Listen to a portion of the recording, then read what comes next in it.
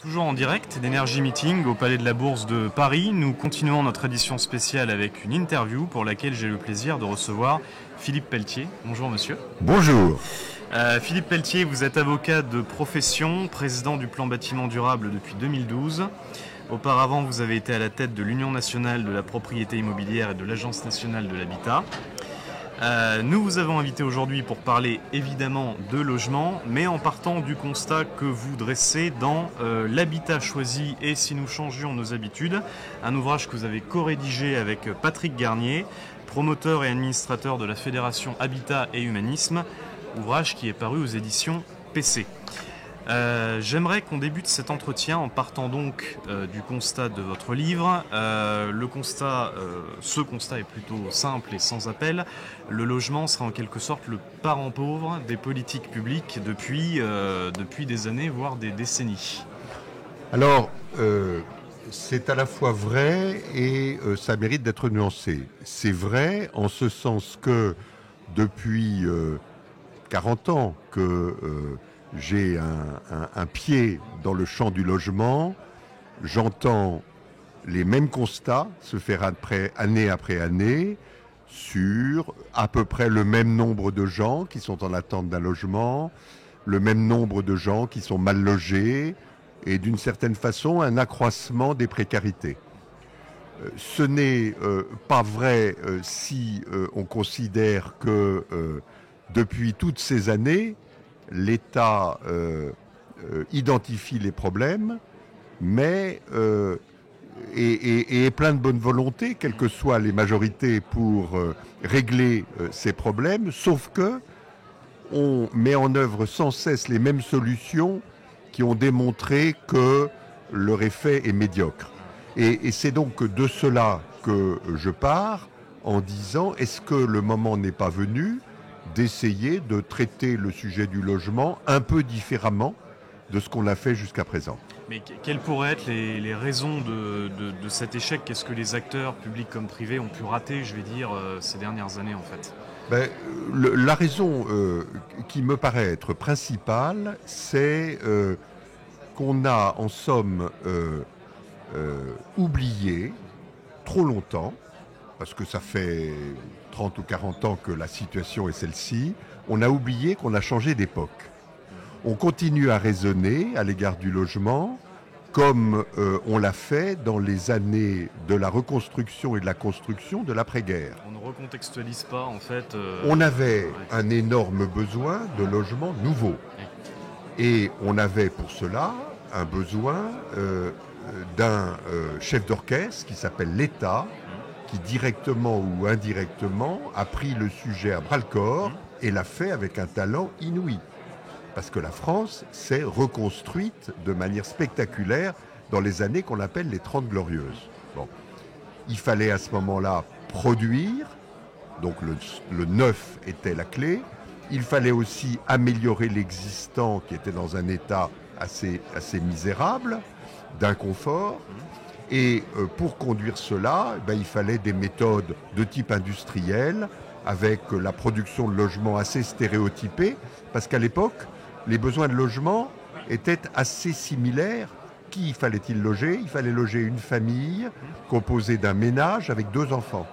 Bon, vous voyez bien qu'aujourd'hui, la situation n'est plus celle-ci. Ce qu'on appelle le flux, c'est-à-dire le besoin de construction, il se heurte à un autre sujet qui est tout à fait majeur, qui est celui de redonner vie, de recycler, de rénover le parc existant pour l'adapter aux nouveaux usages. Et puis les besoins ne sont plus des besoins identiques d'une famille type qu'il faut loger, mais c'est des besoins extraordinairement divers, à la fois de familles monoparentales ou de familles recomposées plus nombreuses, de gens qui ont besoin d'être accompagnés dans leur logement parce qu'ils ont été cabossés par la vie.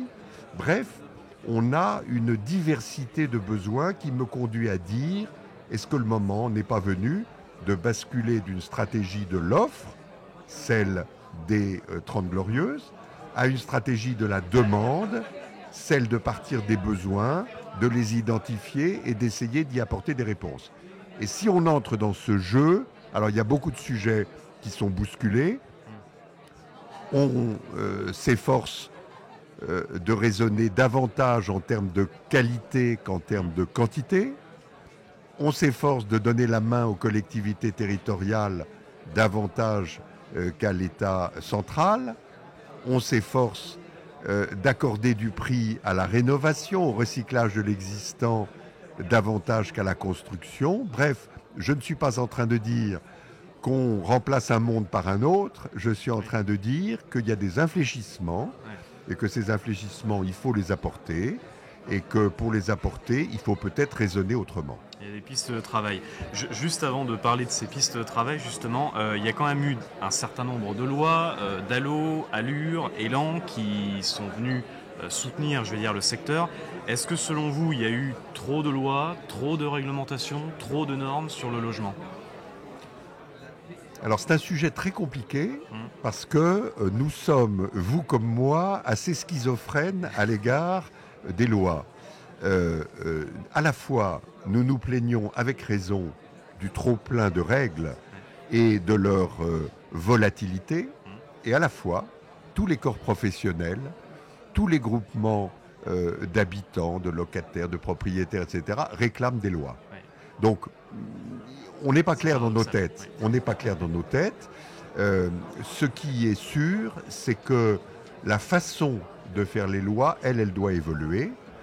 La bonne façon de faire, c'est de procéder à une vraie concertation dans laquelle on interroge les milieux qui sont concernés par les évolutions, on les met au travail, on leur fait accoucher de propositions que la représentation nationale vient ensuite inscrire dans le marbre. Ça, c'est la bonne méthode, et il y a eu des démarches qui ont été faites de cette façon avec beaucoup de succès. Prenez la loi DALO que vous avez citée, c'est une loi d'inspiration associative et auquel les pouvoirs publics ont répondu superbement à l'époque. Prenez les lois Grenelle, ce sont des lois qui ont organisé toute notre évolution vers des bâtiments durables sur une période de 50 ans, à partir d'une grande concertation qu'on appelle les tables rondes du Grenelle, qui s'est tenue en 2007, où toutes les forces vives du pays étaient sollicitées. Donc on sait faire des évolutions à partir de la concertation des acteurs, et il faut s'y tenir, ce qui conduira peut-être à un peu moins d'intervention législative. Alors on revient sur vos pistes de travail, vos propositions, votre vision. Vous m'avez dit juste avant qu'on prenne l'antenne. Ce livre, donc, c'est aussi l'occasion pour Patrick Garnier et vous de formuler donc des propositions, effectivement. On va s'arrêter sur quelques-unes d'entre elles qui ont un petit peu attiré mon attention.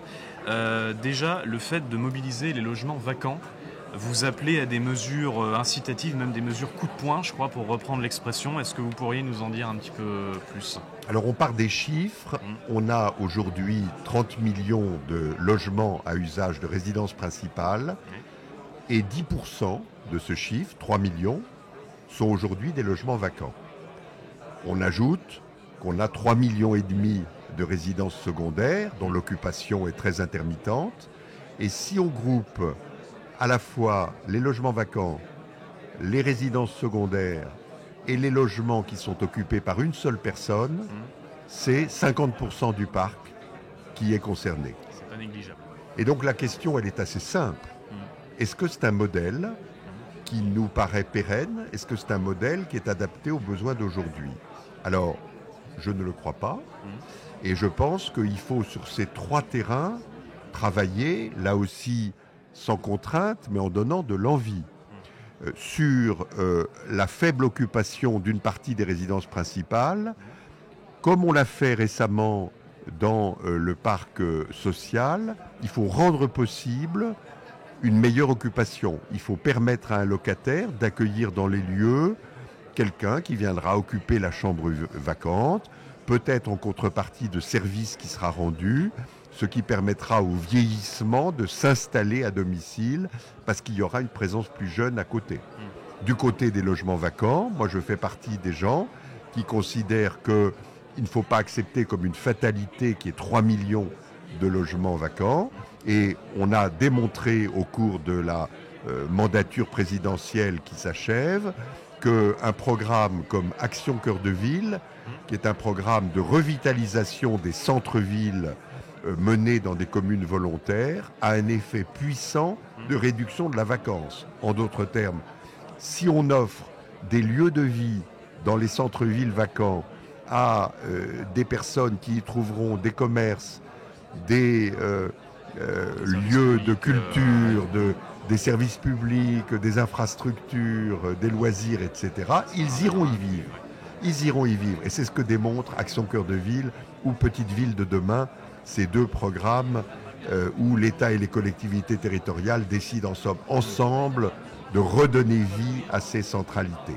Et puis les résidences secondaires, je pense que les augmentations de taxes foncières qui vont se produire un peu partout vont probablement conduire à des arbitrages intelligents de la part de gens qui occupent quelques semaines par an une résidence vacante. C'est pas idéal.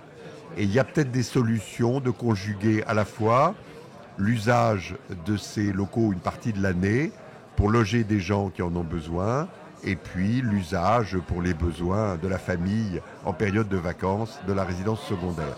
Donc je crois que sur tous ces terreaux, on a de l'intelligence à mettre en œuvre. Ça ne conduit pas à des constructions nouvelles, ça conduit à travailler sur l'existant, à le traiter de manière plus intelligente, plus désirable, et somme toute plus conforme aux besoins de logement qui s'expriment dans notre pays.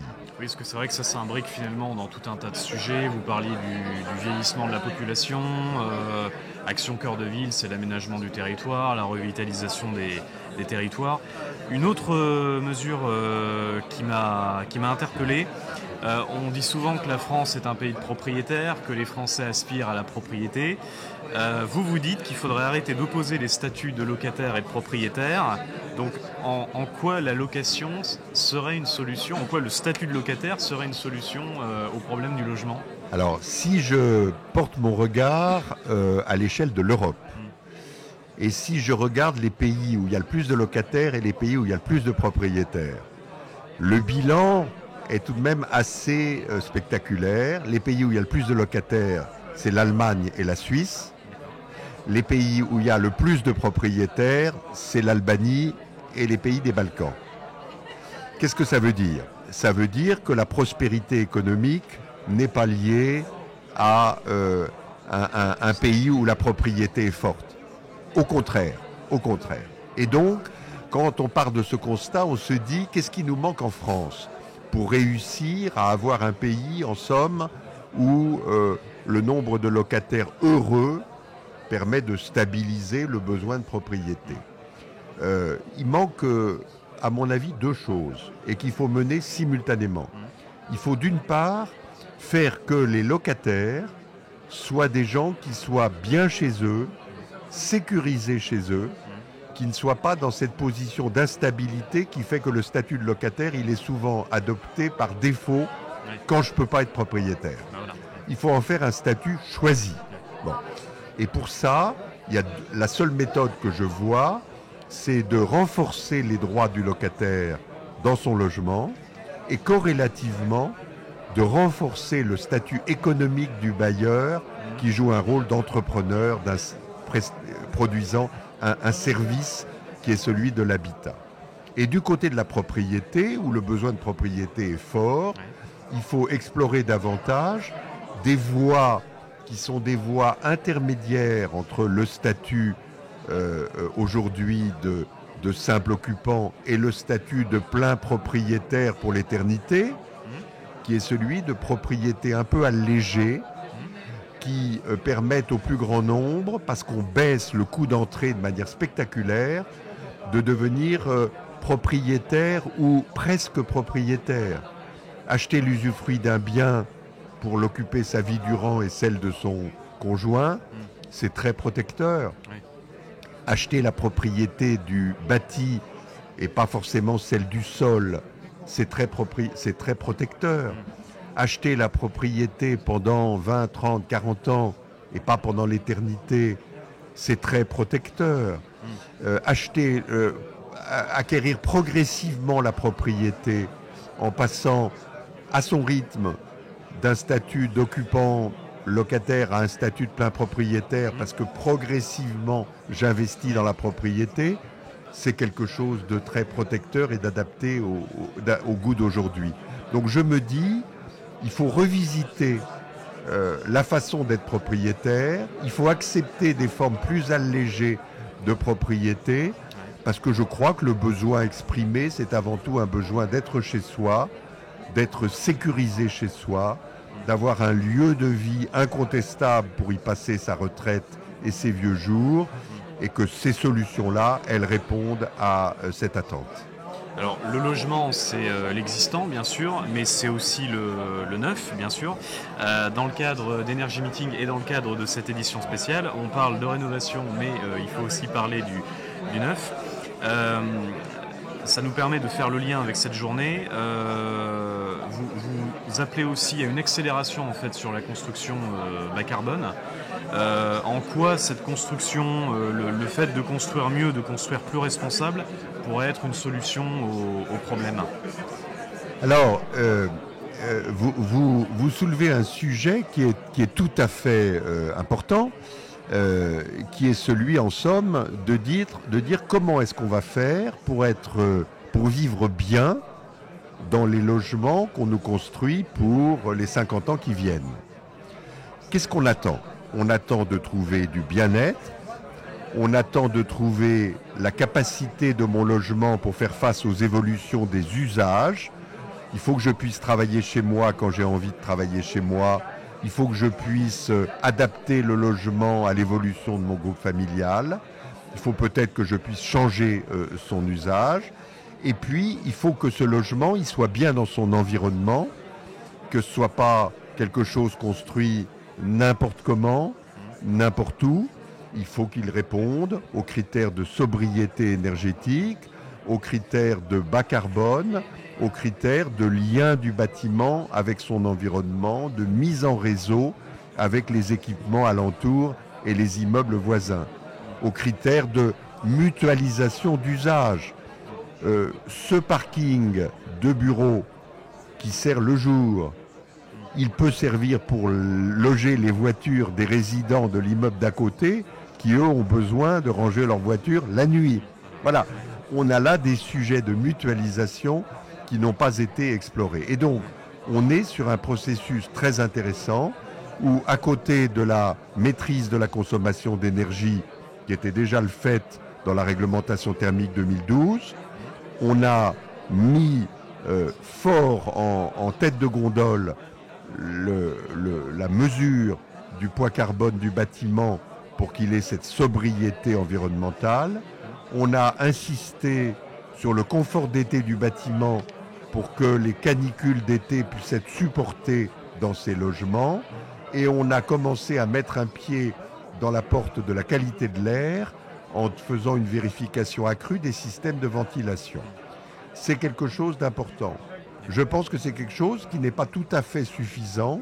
C'est pour ça qu'on travaille aujourd'hui sur un label post-réglementation environnementale qui, en somme, va élargir le champ des sujets environnementaux en s'intéressant à l'air, à l'eau, à l'économie circulaire, à la biodiversité, etc. Un certain nombre d'items qui vont enrichir la réglementation environnementale. Il ne s'agit pas d'inventer des montagnes, il s'agit de mettre des premières marches pour permettre au plus grand nombre de s'intéresser à cet immeuble qui sera sous le label mieux inscrit dans son environnement, mieux de nature à assurer le bien-être de ses occupants. C'est ça l'objectif qu'on poursuit. C'est parfait parce que vous m'avez fait la transition avec ma question suivante. Où en est-on justement du label RE 2020 et comment se positionne-t-il finalement par rapport aux propositions que vous faites dans votre livre avec Patrick Garnier? Alors, c'est pas une surprise pour vous que le livre se soit assez largement nourri de ce que je suis chargé de mettre en œuvre par la ministre du Logement en matière de label. Donc, l'un et l'autre se ressemblent assez. Mais je veux simplement vous dire que je suis très heureusement impressionné par l'accueil qui est fait à la fois à la réglementation environnementale et au projet de label par les communautés professionnelles concernées. J'ai le souvenir qu'il y a 10 ans, lorsque je présentais la réglementation thermique 2012, je n'entendais que des crispations et des craintes. On va nous faire fabriquer des logements qui ressembleront à des thermos, ça va coûter les yeux de la tête. Il y a eu beaucoup de crispations on ne avec saura pas faire, on saura pas faire. Ouais. Non, on est dans un climat complètement différent. Ouais. 10 ans après, d'abord on a des gens en face de nous qui sont au poste de responsabilité avec 10 ans de moins. Donc ça a changé la donne. Ouais. Et on a surtout des gens qui considèrent que c'est une évidence qu'il faut maîtriser nos émissions de gaz à effet de serre, donc surveiller le poids carbone du bâtiment, qui ont compris que les surcoûts seront extrêmement faibles et très vite maîtrisés parce qu'on s'est doté d'une courbe d'apprentissage et qu'en somme qu'on est sur un sujet qui tient de l'évidence et on va le réussir ensemble. Et c'est pour ça qu'on peut aller vers cette ouverture que produit le label, parce que la communauté des filières professionnelles est mûre pour cela. Alors, pour réussir ensemble sur le logement, vous appelez aussi un Rocklor de l'habitat. Je précise que Rocklor renvoie ici à l'hôtel de Rocklor, donc dans le 7e arrondissement de Paris, donc le bâtiment officiel, le siège du ministère de la Transition écologique auquel est rattaché le ministère du Logement. Donc un Rocklor de l'habitat, pourquoi faire et avec qui autour de la table ? Alors, j'ai en tête la très grande réussite qu'a été le Grenelle de l'environnement en 2007, puisque Jean-Louis Borloo a mis autour de la table ce qu'on appelle les 5 familles du Grenelle, le patronat, les partenaires sociaux, les associations de protection de l'environnement, les collectivités territoriales et l'État. Et on les a enfermés, comme on le fait dans un conclave pour l'élection du pape. Interdiction de sortir tant que vous vous serez pas engagés ensemble sur la préservation de notre environnement. Et c'est ce qui s'est produit. C'est ce qui a permis cette extraordinaire innovation où, en somme, les forces vives du pays prévoient à horizon 2050, 43 ans après, des objectifs et que les gouvernements successifs se tiennent à ces objectifs. C'est inouï ce qui s'est fait. Et bien moi je dis, en matière de logement, on a besoin de la même chose. On a besoin de mettre autour de la table, non pas des gens pour disserter aimablement de leurs envies respectives, mais pour s'accorder sur un projet de développement à 30 ans, à 50 ans, qui sera après sanctuarisé par la représentation nationale dans une grande loi qui posera les bases de tout cela et permettra que dans la durée, on sait où on va, on sait quelles sont les priorités qu'on s'assigne et on construit un grand mouvement pour enfin, avec l'appropriation de la société civile, des réseaux professionnels, des collectivités territoriales et de l'État, on se met en ordre de marche pour construire ce chemin de progrès qui nous permettra enfin d'avoir des logements pour tous, un habitat choisi pour chacun, qui est l'objectif qu'on doit poursuivre ensemble. Notre pays a les forces suffisantes sur le plan économique et social pour y arriver. Donnons-nous les bases pour construire cela. Et où est-ce que vous voulez placer les citoyens, les habitants, les usagers des logements autour de cette table du Rocklor de l'habitat ? Alors, vous avez compris que le monde associatif sera autour de la table et que, comme les associations de protection de l'environnement ont été là, les représentants des usagers, des locataires, des propriétaires seront autour de la table, évidemment. Évidemment, je suis dans une démarche qui conduit à partir des besoins, donc à les identifier en interrogeant en permanence la demande de logement.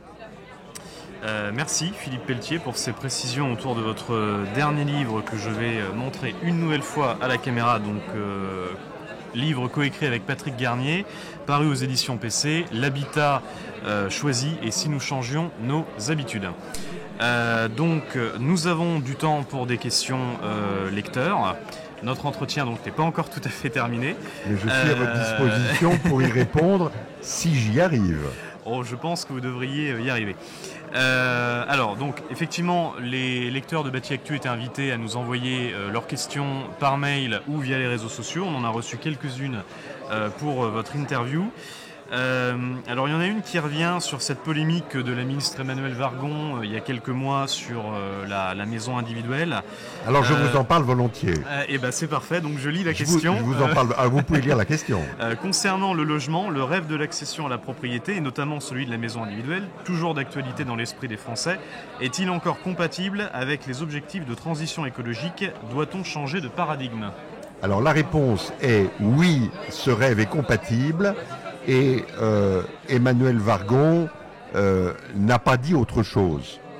Et je voudrais prendre ici sa défense, bien qu'elle n'ait pas besoin de moi pour se défendre. Elle a commencé par une première phrase, qui est de rappeler l'envie de maison individuelle très forte chez les Français. Et quand un ministre commence par cette phrase, c'est pas pour, dans la phrase d'après, dire « donc, je vais vous priver de votre désir le plus cher de maison individuelle ». C'est évidemment pas ce qu'elle a dit. La deuxième phrase a été de dire « mais la maison individuelle qui a été celle de l'époque de la reconstruction, la maison diffuse partout sur le territoire, cette maison-là n'est plus celle du 21e siècle. Parce qu'on mange de l'espace agricole, parce qu'on crée des mobilités compliquées pour rejoindre de cette maison individuelle les lieux de commerce ou d'exercice des professions, et parce qu'on rend compliqué le vieillissement à domicile loin de tout. Donc ces maisons individuelles-là, elles existent, elles traduisent un besoin. Ce qu'Emmanuelle Wargon a dit, c'est plus le modèle du 21e siècle. Et il manquait dans son propos, pour qu'il n'y ait pas de polémique, une troisième phrase qui était sous-entendue. Moi je l'ai pensée immédiatement comme étant évidente, qui est de dire donc nous allons travailler ensemble à inventer cette maison du 21e siècle qui permet aux gens d'être dans des maisons individuelles sans aller manger l'espace rural de manière excessive et sans construire des maisons qui sont loin de tout. C'est-à-dire qu'on va peut-être aller vers la maison de ville qui existe dans beaucoup de pays voisins et où on doit inventer en France des solutions qui à la fois permettent à des gens qui le souhaitent d'être dans une maison individuelle avec un bout de jardin sans présenter les inconvénients de ces maisons dispersées qu'on a construites en territoire diffus. Voilà, elle n'a dit que cela, donc oui, il y a place pour la maison individuelle, bien entendu. Là aussi, c'est un changement de vision finalement qu'on peut avoir sur la maison individuelle. Deuxième question, un peu plus large. Le conflit en Ukraine va-t-il bouleverser la donne, accélérer ou compliquer la transition énergétique? Donc transition énergétique dans l'habitat, bien sûr, j'imagine, la rénovation thermique des logements, ce genre de choses. Alors, on peut, sans être grand prophète, on peut penser qu'il va se produire deux accélérations. Une accélération de la montée du prix de l'énergie et une accélération du besoin de sortir de notre addiction aux énergies fossiles. Les deux sujets vont aller plus vite, plus fort, plus loin. Et donc, le logement, qui est le grand consommateur d'énergie dans notre pays, il est impacté de front. Alors, quel effet ça va avoir? Il me semble que ça va avoir des effets à l'égard de nos comportements et des effets à l'égard de nos rénovations. À l'égard de nos comportements, je pense qu'il faut qu'on accepte d'ajuster nos comportements pour éviter les pointes énergétiques de consommation. C'est pas un drame de déclencher le lave-vaisselle ou le lave-linge à une heure qui n'est pas l'heure auquel tout le monde aujourd'hui le déclenche. On s'en remettra. Oui. On s'en remettra et on arrivera à vivre toujours aussi bien. C'est pas un drame de penser que il n'est pas obligatoire de vivre en t-shirt pendant toute l'année chez soi. Il peut y avoir une saison où on met un chandail et une saison où on l'enlève. C'est pas un drame de penser à réguler nos consommations d'énergie, à assurer la maintenance de nos installations de chauffage mieux qu'on le fait aujourd'hui, à débrancher plein d'appareils qui restent en veille de manière tout à fait inutile. Voilà pour les comportements. Pour les rénovations, c'est probablement le moment, d'autant que l'État est généreux dans ses aides, d'accélérer le besoin de rénovation, de changer le système de production de chaleur, de mieux isoler le bâtiment. Voilà. Donc il y a là probablement un effet d'accélération qui va se produire sur l'ajustement de nos comportements, sur le rythme et la qualité de nos rénovations. Troisième et dernière question, un peu longue. Alors qu'on parle de rénovation pour tous, que les pouvoirs publics incitent à la rénovation globale, que les aides favorisent certains équipements comme la PAC, la pompe à chaleur, le reste à charge pour certains ménages, notamment les plus modestes, reste encore trop important. Comment débloquer la situation ? Alors, c'est une question qui est pour moi essentielle.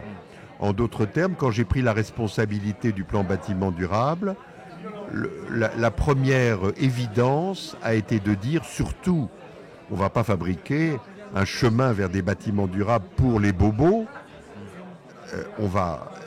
Il n'y a de sens à conduire cette évolution de la société que si on embarque dans le train tout le monde, y compris les plus précaires. Et donc notre premier travail, ça a été d'inventer un mode de lutte contre la précarité énergétique. Et ça a été à la fois le chèque énergie et les travaux chez les ménages les plus fragiles, très subventionnés.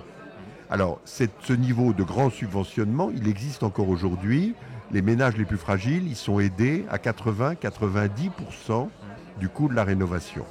Il reste 10%, 10 à 15%, et on vient d'inventer, à l'occasion de la dernière loi climat et résilience, on vient d'inventer un processus qu'on appelle le prêt avance rénovation, qui permet aux plus fragiles d'emprunter à taux d'intérêt très bas, d'emprunter l'argent nécessaire pour boucler la dépense de travaux de rénovation, en sachant que le prêt ne sera remboursable en capital qu'à l'occasion de l'ouverture de la succession de l'emprunteur ou de la vente du logement. Et il y aura, pendant le cours de la vie de l'emprunteur, un petit intérêt à verser, mais parfaitement compatible avec son niveau de ressources. Donc c'est une voie. Ce produit, il est aujourd'hui distribué par deux réseaux, celui de la Banque Postale et celui du Crédit Mutuel. Et je ne doute pas que des grands réseaux mutualistes vont se mettre à le rendre à le distribuer, à le rendre accessible aux gens les plus fragiles. Donc voilà une réponse qui est faite. Nous sommes très attentifs à ce que dans le train de la rénovation énergétique, les plus fragiles soient embarqués et accompagnés.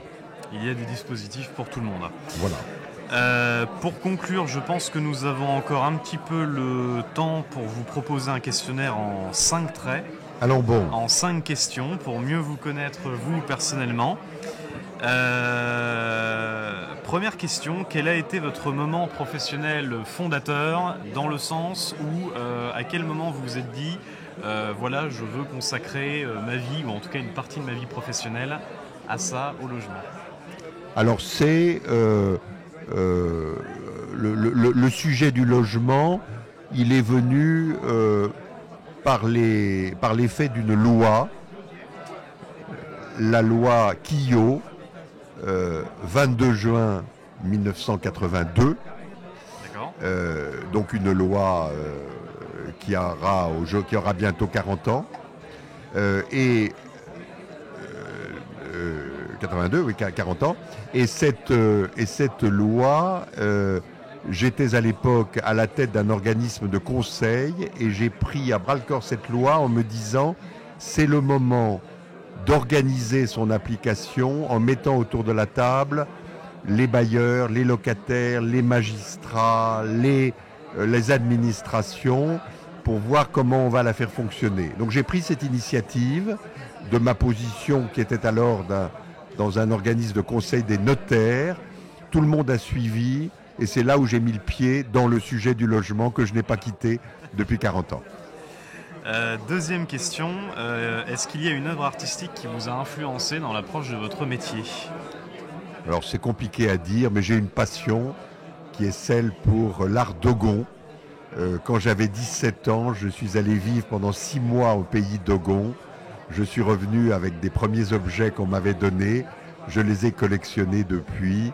Et chaque fois que je regarde un objet du pays d'Ogon, je pense, dans ce climat très compliqué qui est celui qu'on vit dans ce pays, j'y ai eu 52 degrés à l'ombre pendant plusieurs jours. Le collectif est indispensable à la survie de ces populations. Et donc chaque fois que je regarde un de ces objets, je pense à l'action collective qui est quelque chose qui est profondément ancré en moi. Et action collective dont on a besoin Voilà. pour le logement. Voilà. Troisièmement, un lieu important pour vous. Alors c'est un lieu familial, c'est une île bretonne dans lequel je regroupe tous nos enfants et petits-enfants, un lieu indispensable où je passe une partie de ma vie sur l'eau. Donc oui, une île bretonne dans le golfe du Morbihan. D'accord. Quatrièmement, une personnalité que vous admirez. Oh, je l'ai nommé tout à l'heure, Jean-Louis Borloo, sans le moindre doute. Jean-Louis Borloo est un personnage tout à fait extraordinaire, en ce sens que c'est un vrai politique qui sait percevoir les besoins, s'organiser en chef de meute pour rassembler les forces vives autour de donner des réponses aux besoins et après inventer les financements et les organisations qui font vivre les sujets. Il a inventé plein de choses qui sont très structurantes, notamment du champ immobilier. D'accord. Et cinquième et dernière question, est-ce que vous avez une citation favorite ? Alors, j'en ai plein en tête, mais je vais en prendre une qui est extrêmement courte, c'est un mot. Je ne sais pas si on peut appeler que c'est une citation, mais c'est un mot. On va dire que c'est une qui citation. est un mot qui est un élan, c'est un mot arabe qu'employait une grande dame qui s'appelait Sœur Emmanuel, c'est Yallah. Yallah, ça veut dire en avant, allons-y, n'ayons pas peur. L'avenir, nous allons le construire ensemble. Yallah. Très bien, Yallah. Je précise que ce questionnaire en 5 traits, nous le proposons en fait à tous nos grands témoins que nous avons l'occasion d'interviewer sur Bâti Actu. Dernière chose avant de se quitter, Philippe Pelletier, je crois que vous aviez quelque chose à nous dire, à nous annoncer sur la feuille de route de décarbonation du bâtiment. Oui. Volontiers. Vous savez que la loi climat et résilience de l'été dernier a, dans un article qui porte le numéro 301, dit à la société française toutes les filières économiques, vous allez vous mettre autour d'une table pendant 6 à 8 mois et vous allez faire en sorte que début 2023, vous puissiez nous dire quelles sont les voies de progrès que vous allez porter en matière de décarbonation de vos activités.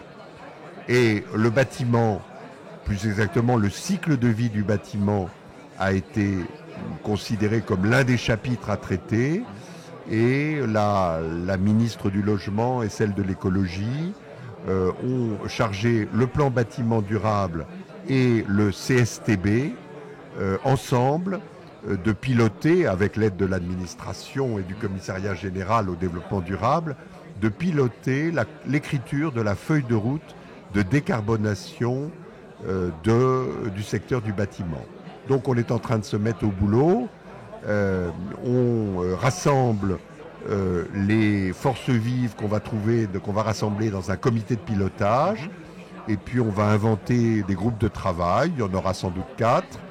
On va les doter de pilotes ou de rapporteurs pour les animer, et on va faire que l'ensemble des filières professionnelles donnent le meilleur d'elles-mêmes pour voir comment on va pouvoir aller vers de la décarbonation de nos activités. Et on rassemblera tout ça dans un livrable bâtiment qui viendra s'ajouter au celui que l'aviation, les mobilités terrestres, l'aménagement du territoire, l'agriculture, etc., sont en train, dans leur champ, de développer eux-mêmes.